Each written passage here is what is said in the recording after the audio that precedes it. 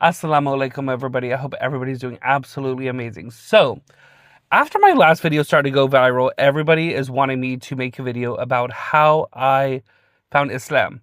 So that's what I'm going to do today. There's going to be two versions. There's going to be a short version on how I found Islam and a long version. Okay, so let's get into it. So the short version. Okay, Allah subhanahu wa ta'ala brought me to Islam. There we go. It's as simple as that.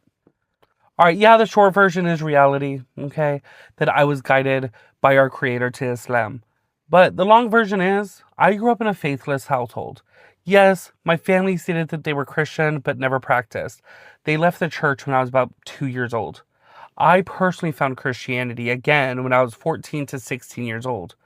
And I stayed in the church. I was heavily involved in the church until I started questioning things like the Holy Trinity. Okay, how can God be the creator and a son at the same time? It makes no sense. It just made no sense. And the more that I questioned my youth pastor is the more they stopped letting me be in the church choir. The more they started pushing me out of everything else that I was involved in the church. Until one day I said, you know what?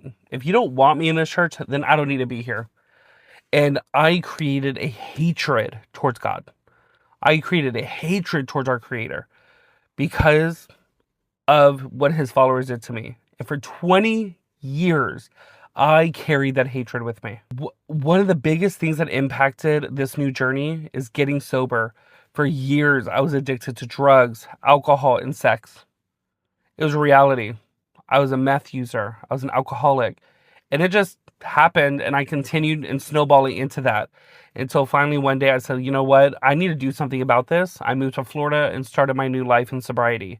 Yes, I'm coming up on 3 years sober this December, God willing, and it's been the most incredible thing that I've been able to do for myself. I've been able to make strides in my career. I've been able to quit smoking and quit vaping. Of course, no alcohol. The worst thing I do today is caffeine. All right? I can't stop coffee. If you know a way, help. Through this journey of getting sober, the 12 steps teach us that we have to find a higher power. Yes, they say you could be anything, the higher power of your understanding, which could be the ocean, an alligator, a shark, anything more powerful than you. And for the longest, I was like, you know what? It's the ocean, it's the air, it's the universe. And I believed that for a long time. And I started wondering, I was like, I can't. This is not it, okay? I need to identify who or what my higher power is. It can't be the ocean. I'm sorry. The ocean is not what got me sober.